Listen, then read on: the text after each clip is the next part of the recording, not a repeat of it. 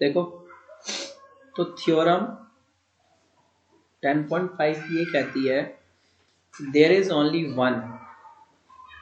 One and only one circle passing through 3 given non collinear points. मतलब कह रहा है कि हमारे पास मान लो 3 नॉन कोलिनियर पॉइंट्स हैं, तो इन तीनों पॉइंट्स को टच करता हुआ सिर्फ और सिर्फ एक ही सर्कल बन सकता है। ठीक है, इन तीनों नॉन कोलिनियर पॉइंट्स को जोड़ता हुआ सिर्फ और सिर्फ एक ही सर्कल जो है वो पॉसिबल है।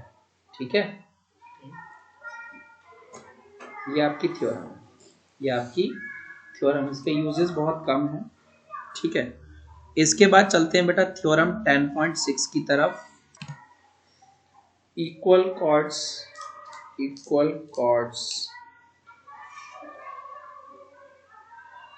of a circle, equal chords of a circle or of congruent circles congruent circles का मतलब सर्कल विद सेम डायमीटर या radius, or of congruent circles are equidistant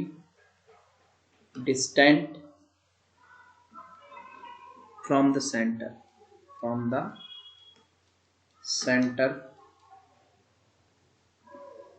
or centers। देखो बेटा ये थ्योरम क्या कहती है, मान लो हमारे पास एक सर्कल है जिसका सेंटर दिया हुआ है O और उसमें दो इक्वल कॉर्ड्स हैं, एक मान लो AB है और दूसरी बेटा CD है, दूसरी हमारी CD है। तो कह रहा है कि अगर AB और CD इक्वल होगी, अगर AB और CD chord AB chord CD के बराबर होगी, तो जितनी दूर कॉर्ड AB सेंटर से है उतनी दूर कॉर्ड CD भी सेंटर से होगी। मतलब दोनों सेंटर से बराबर दूरी पे होगी। मान लो ये आपका EM हो जाता है और ये आपका मान लो ये वाला आपका सेंटर से 90 डिग्री बना देना, परपेंडिकुलर डिस्टेंस था। तो मान लो अगर आपका ये देखो ये O से AB की दूरी है, तो जितना OM होगा उतना ही बेटा ON भी होगा, उतना ही दूर आपका ON भी होगा। ठीक है, समझ में आ गई? अगर AB मतलब इसका मतलब ये है कि if AB is equal to CD है, अगर कॉर्ड AB कॉर्ड CD के बराबर है, देन तो आपका O से लेकर M will be equal to O to N। O to M is equal to O to N। जितना कॉर्ड आपकी कौन सी कॉर्ड 90 डिग्री ये रहेगा। ठीक है, तो जितना कॉर्ड AB दूर है सेंटर से उतना ही कॉर्ड CD भी दूर होगी, किससे? सेंटर से। मतलब दोनों कॉर्ड, अगर दोनों कॉर्ड इक्वल है लेंथ में, तो सेंटर से भी बराबर दूरी पे होंगी। ये आपकी थ्योरम 10.6 कहती है। थ्योरम 10.7 इसकी उल्टी है। देखो थ्योरम 10.7 क्या करिए कि chord equidistant from the centre, अगर दो कॉर्ड सेंटर से बराबर दूरी पे हैं तो दोनों कॉर्ड लेंथ में भी क्या होंगी? इक्वल होंगी। मतलब पुराने वाले का कन्वर्स है ये। ठीक है, तो आपसे ऐसे ये कह रहा है, सपोज करो कि आपके पास सेंटर O है बेटा और एक कॉर्ड ये है आपकी और एक कॉर्ड आपकी ये है, इसका नाम AB है और इसका नाम CD है। तो आपसे कह रहा है कि अगर O से M O to M equal to है O to N, if OM is equal to ON है, अगर O से M सेंटर से कॉर्ड AB की जो दूरी है वो सेंटर से अगर कॉर्ड CD की दूरी के बराबर है, देन कॉर्ड AB जो है वो कॉर्ड CD के इक्वल हो जाएगी। ये हमारी थ्योरम 10.7 है। ठीक है, एग्जाम्पल 2 देखो बेटा क्या कहता है। ठीक है, एग्जाम्पल 2, तो आपका एग्जाम्पल 2 देखो क्या कह रहा है। आपका एग्जाम्पल 2 कह रहा है कि मान लो कि if two intersecting chords of a circle makes equal angle with the diameter passing to the point of intersection, prove that the chords are equal. कह रहा हमारे पास दो कॉर्ड्स हैं। ठीक है, हमारे पास दो कॉर्ड्स हैं बच्चों। एक तुम्हारी कॉर्ड मान लो ये रही, ठीक है, और एक तुम्हारी कॉर्ड मान लो जो है ये रही, ठीक है, और ये आपका डायमीटर है, ये आपका क्या है डायमीटर, ठीक है। तो मान लेते हैं पी क्यू आपका बेटा डायमीटर है, ठीक है। एक कॉर्ड तुम्हारी बच्चों सी डी है और एक कॉर्ड तुम्हारी ए बी है, और आपसे ये कहा है कि ये दोनों कॉर्ड डायमीटर के साथ इक्वल एंगल्स बनाते हैं। इक्वल एंगल्स का मतलब ये वाला एंगल जो है, ठीक है, इस वाले एंगल के बराबर है। एंगल 1 जो है वो एंगल 2 के बराबर है। हमें ये दिया हुआ है कि यहाँ पे एंगल 1 जो है एंगल 2 के इक्वल है, ठीक है। बोला ना equal chords of a circle makes equal angle with the centre. अच्छा, फिर अब देखो, फिर कॉर्ड, अब देखो गिवन में हमें दिया है, गिवन में दिया है बेटा कि मेरा जो एंगल 1 है वो एंगल 2 के इक्वल है, और P Q is a diameter. P Q क्या दिया है, डायमीटर, और हमारा ओ सेंटर है। तो देखो हम क्या करते हैं, ओ से ना पहले तो इसको ज्वाइन करते हैं, इस वाली कॉर्ड को, और इसको भी ऐसे ऐसे ज्वाइन करते हैं, ठीक है। ओ से ये भी ज्वाइन कर दिया, ठीक है। मान लो तुम्हारा ये OL हो जाएगा बच्चों, और ये OM हो जाएगा, एक OL हो जाएगा, एक OM हो जाएगा। हमें ये प्रूव करना है कि जो तुम्हारी AB है वो CD के बराबर है। To prove AB is equal to CD, हमें क्या प्रूव करना है कि जो हमारी कॉर्ड AB है वो किसके बराबर है, CD के, ठीक है। तो देखो भाई गौर से समझने की कोशिश करते हैं। अगर मैं तुमको बोलूं कि एक ट्राइंगल है हमारा, इस पॉइंट को अपन ले लेते हैं E, जहाँ पे तीनों कट हो रहे हैं वहां पे अपन ले लेते हैं E। हमारे पास दो ट्राइंगल है, एक तो है LEO, प्रूफ पे आते हैं, प्रूफ पे। तो इन ट्राइंगल LEO में अगर तीनों एंगल प्लस करूँ, मैं तीनों एंगल को प्लस करूँ, कौन कौन सा, ELO LEO angle plus angle LOE equal to कितना आ जाएगा, 180 डिग्री।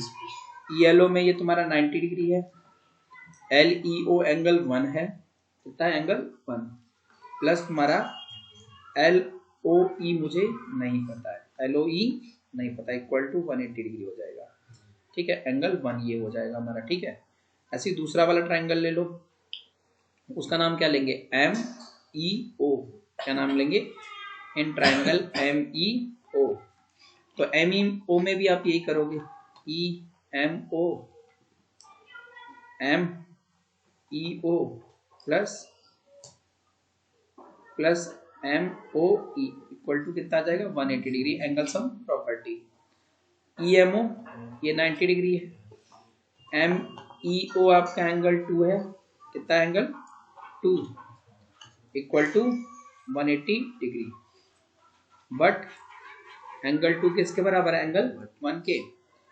तो 90 डिग्री प्लस, अच्छा हमारा एक एंगल तो गायब ही हो रहा है यहाँ पे, वो तो गायब ही कर दिया, कौन सा, MOE हमारा गायब हो गया, सॉरी, एंगल MOE अपना तो गायब ही हो गया था, plus angle MOE equal to 180 degree, पर हमारा एंगल 2 एंगल 1 के बराबर था, तो जहाँ एंगल 2 था वहाँ हमने कितना रख दिया, angle 1, plus angle MOE equal to कितना, 180 डिग्री।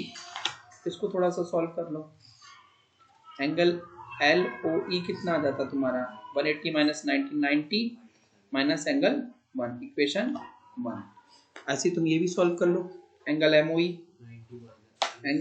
कितना जाता है, 180 में से 90 गया, 90 माइनस एंगल 1, ये इक्वेशन आपकी 2। तो फ्रॉम 1 एंड 2, 1 और 2 से क्या कह सकते हैं आप, 1 और 2 से क्या कह सकते हैं, देखो 1 कह रहा है आपका कि 1 क्या कह रहा है, एंगल LOE किसके बराबर था, 90 माइनस एंगल 1 के, और 2 क्या कह रहा है कि एंगल MOE के बराबर है, कितना, 90 माइनस 1। तो 90 माइनस एंगल 1 गायब हो जाएगा, बीच में क्या आ जाएगा, angle LOE is equal to angle MOE। LOE और MOE कौन से हैं, देखो भाई, ये सेंटर पे जो ओ बन रहे हैं ना, ये भी आपस में क्या आ गए, इक्वल आ गए, ये भी हमारे क्या आ गए, इक्वल आ गए। तो अब कुछ नहीं करना, अब लगा दो आप लोग क्या बोलते हैं, दोनों ट्रायंगल में कॉन्ग्रुएंसी लगा दो। तो in triangle L O L E and triangle O M E, गौर से देखना बेटा, ओ एल ई और ओ एम ई। तो देखो एक में एंगल 1, अब अगर अपन यहाँ से ट्रायंगल ओ एल ई और ओ एम ई देते हैं तो देखो हमारा एक एक एंगल तो एल ई ओ और एंगल एम ई ओ यानी एंगल 1 और एंगल 2 बराबर थे, और साथ ही साथ हमारे एंगल एल ओ ई और एंगल एम ओ ई वो अभी अभी हमने इक्वल प्रूव किए, और दोनों में ईओ ईओ क्या है, कॉमन है, दोनों में ईओ ईओ क्या है, कॉमन। तो दो एंगल और उसके बाद एक साइड, एंगल एंगल साइड से दोनों ट्रायंगल क्या हो गए, कॉन्ग्रुएंट। तो आप लिखोगे angle L E O is equal to angle M E O, ये गिवन है हमें। फिर दूसरी चीज angle L O E is equal to angle M O E, third proved in third part, proved in third part. और तीसरी चीज इनमें E O equal to E O common है। तो therefore triangle OLE is congruent to triangle OME by AAS congruency rule।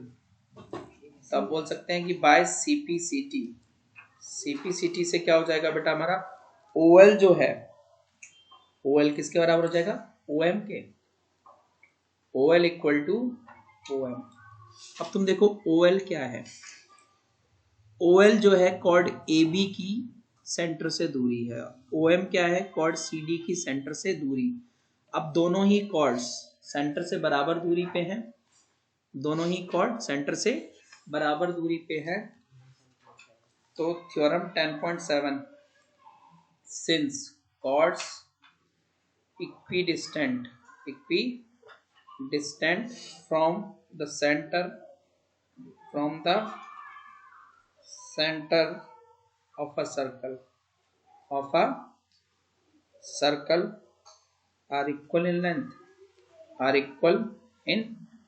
length, तो therefore आपका AB जो है CD के बराबर हो जाएगा, क्योंकि AB की जो सेंटर से दूरी थी OL और CD की जो सेंटर से दूरी थी OM वो बराबर है, तो कॉर्ड्स भी क्या हो जाएंगी आपकी अपने आप इक्वल हो जाएंगी, हेंस प्रूव्ड। तो हमारा ये वाला क्वेश्चन जो है इजीली प्रूव हो गया, ठीक है। एक्सरसाइज 10.4 का पहला question, 2 circles of radius 5 centimetre and 3 centimetre intersect. दो सर्कल है, मान लो एक ये, इसका रेडियस हमें दिया हुआ है 5 सेंटीमीटर, ठीक है, सेंटर इसका ओ मान लेते हैं, और अगला सर्कल है हमारे पास ये, और इसका रेडियस हमें दिया हुआ है, मान लो ये ले लेते हैं अपन, इधर को रेडियस ले लेते हैं ओ डैश, इसको आर ले लेते हैं और उसको ओ पी ले लेते हैं, ठीक है।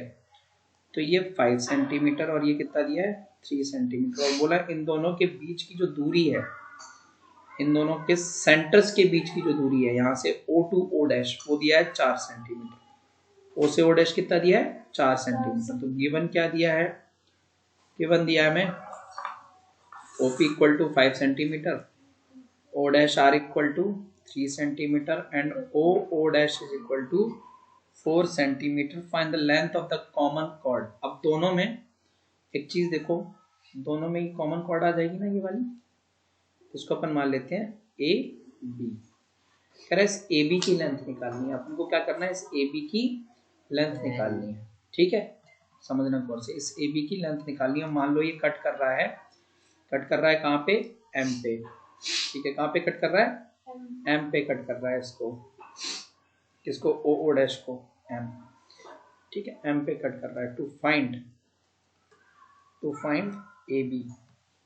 ए बी कितना है ये पता लगाना है।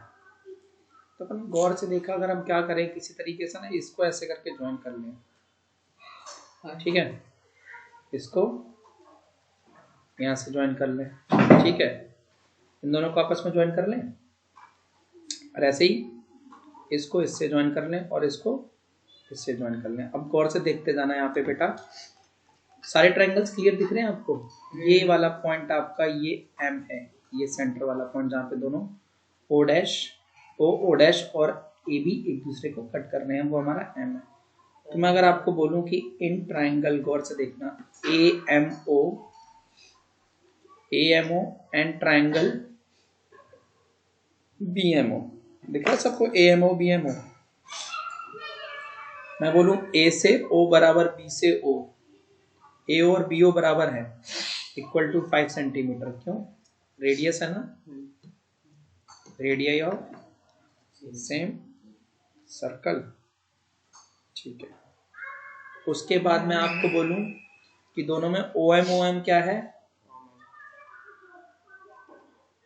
कॉमन। और एक चीज और हमें कुछ चाहिए होगी, सुनो, अब इसमें आगे ना एक थ्योरम आती है, ठीक है? वो थ्योरम क्या है कि ना, ये जो दोनों सर्कल्स के सेंटर को ज्वाइन, दोनों सर्कल के सेंटर को जो लाइन ज्वाइन करके जा रही है यानी O डैश, वो कॉमन कॉर्ड की परपेंडिकुलर बाइसेक्टर होगी। वो कॉमन कॉर्ड की क्या होगी? Perpendicular bisector. तो लिख देना, the line, since the line joining the center of two circles, since the line joining the centers of two circles is perpendicular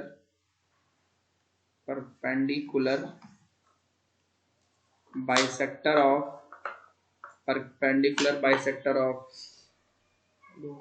common chord, ठीक है? यानी O डैश जो है, O डैश लाइन, वो क्या करेगी? कॉमन कॉर्ड की perpendicular bisector होगी, यानी AM इक्वल टू तुम्हारा क्या हो जाएगा? BM। AM is equal to क्या हो जाएगा बेटा? BM। AM equal to BM हो जाएगा, और उसने परपेंडिकुलर बाइसेक्टर भी बोला ना, ठीक है? A, B और C, और साथ ही साथ यहीं पे क्योंकि परपेंडिकुलर बाइसेक्टर है तो आप ये भी बोल देना कि एंगल AMO इक्वल टू कितना हो जाएगा? 90 डिग्री। AMO कितना हो जाएगा? 90 डिग्री। तो देखो ये लगा लो, तो therefore triangle AMO is congruent to triangle BMO by triple S congruency rule. अब वैसे इसकी जरूरत ही नहीं पड़ रही है, फिर भी देख लेते हैं। तो अब आप क्या करो ना, इसी ट्रायंगल में ट्रायंगल AMO में आप क्या करो कि ना, तो देखो एक काम करो यहाँ पे कि लेट OM को आप मान लो बच्चों X, OM को आप कितना मान लो? X। तो तुम्हारा O डैश M कितना आ जाएगा? 4, क्योंकि O डैश पूरी लाइन, O से लेकर O डैश पूरी लाइन 4 थी, जिसमें से OM आपका X आ गया, तो MO डैश क्या आ जाएगा, या O डैश M क्या आ जाएगा? 4 माइनस X। क्या आ जाएगा? 4 माइनस X। अब तुम्हें पता ही है कि तुम्हारा triangle AMO right angle triangle है। कैसा है? Right angle triangle. तो आप लिखना कि इन राइट ट्रायंगल, नाम क्या है इसका? AMO। कौन सा? AMO बाय पाइथागोरस थ्योरम लगा देना। तो पाइथागोरस थ्योरम क्या कहती है? देखो बेटा, पाइथागोरस थ्योरम कहेगी कि आपके AO का स्क्वायर जो है वो AM और OM के स्क्वायर के बराबर होगा। बेस स्क्वायर AO का स्क्वायर हो जाएगा, AO का स्क्वायर क्या हो जाएगा? AM स्क्वायर प्लस OM का स्क्वायर, ठीक है? अब जिसकी वैल्यू पता है वो रख दो। शायद AO की पता है आपको, AO 5 था, कितना था? 5 स्क्वायर। AM मुझे नहीं पता, AM ही रहने दो। और OM की वैल्यू थी X, कितनी थी OM की वैल्यू? X। तो यहाँ से हम निकाल सकते हैं AM स्क्वायर की value 25 minus X square is equal to क्या? AM स्क्वायर, ठीक है? ये उधर भेज दिया। ऐसे एक दूसरा ट्राइंगल भी बेटा, इन राइट ट्राइंगल, दूसरा वाला ट्राइंगल कौन सा ले लो? इधर राइट वाला, AMO डैश। कौन सा ले लो? AMO dash. तो AMO डैश में क्या हो जाएगा तुम्हारा? एम ओ डैश में तुम्हारा ए ओ डैश, ये तुम्हारा हाइपोटेनियस इज इक्वल टू हो जाएगा A M square plus O dash M square. अब तुम्हें ए एम स्क्वायर की वैल्यू यहां से भी निकालनी, क्योंकि ए ओ की वैल्यू तुम्हें पता है ये 3 है, ए एम स्क्वायर की वैल्यू नहीं पता, लेकिन इसकी पता है आपको 4 माइनस एक्स का whole square. A M square की वैल्यू यहां से भी निकालनी, तो क्या आ जाएगी 9 माइनस 4 माइनस एक्स का होल स्क्वायर, ठीक है ना। तो बेटा देखो 9, इसको सॉल्व कर लो, 16 minus X plus X square, अभी अंदर ही अंदर माइनस कितना 8 X is equal to A M square, ठीक है। तो इसको जरा सॉल्व कर लो जरा, देखो बेटा कितना आ जाएगा 9 minus 16 minus X square, minus का एक्स स्क्वायर और minus minus plus 8x is equal to A M square. तो तुम्हारा जब ये सॉल्व होगा -7 minus X square plus 8x is equal to क्या ए एम स्क्वायर। ये भी तुम्हारा ए एम स्क्वायर है, ये भी तुम्हारा ए एम स्क्वायर है। 1 और 2 इक्वेट कर लो, equating 1 and 2, equating 1 and 2 we get 1 और 2 को इक्वेट कर लो, तो तुम्हारा 25 माइनस एक्स स्क्वायर किसके बराबर हो जाएगा -7 minus X square plus 8x के, है ना, क्योंकि दोनों में ए एम स्क्वायर दोनों में कॉमन था, तो फ्रॉम 1 एंड 2 लगा दिया। अब देखो माइनस एक्स स्क्वायर से माइनस एक्स स्क्वायर कैंसिल हो जाएगा, ये भाई साहब उधर चले जाएंगे, ये भाई साहब प्लस उधर चले जाएंगे। तो 25 plus 7 is equal to 8x, 32 is equal to 8x। This implies that x की वैल्यू कितनी आ गई 4, x की वैल्यू कितनी आ गई 4, बता रहा हूँ। x की वैल्यू 4 होने का मतलब समझ रहे हो, दोनों ये जो o डैश है ना, o डैश, ठीक है, यानी तुम्हारा o डैश m सेंटर है सर्कल का, o डैश m क्या है सेंटर है सर्कल का, o डैश m क्या है हमारा सर्कल है सेंटर का। पर हमें लेना देना किससे am से है ना, हमें तो अपना किससे निकालना है am bm निकालना है। तो देखो हमारा x आ गया ना, अब इसको उठाओ पुट कर दो किसमें 1 में, putting x is equal to 4 in equation 1, किसमें पुट कर दो 1 में। तो देखो भैया कितना आ जाएगा तुम्हारा 25 माइनस 4 का square is equal to A M square. तो देखो भैया 25 minus 16 is equal to A M square, 9 is equal to A M square. तो ए एम की वैल्यू कितनी आ गई 3 सेंटीमीटर, और हमें पता है वो परपेंडिकुलर बाइसेक्टर था ना, तो A M is equal to क्या हो जाएगा B M equal to 3 centimetre. तो ए बी चाहिए तो वो क्या हो जाएगा A M plus B M, यानी 3 प्लस 3 6 सेंटीमीटर। तो ए बी कितना आ जाएगा 6 सेंटीमीटर, ये आपका आंसर है, ठीक है।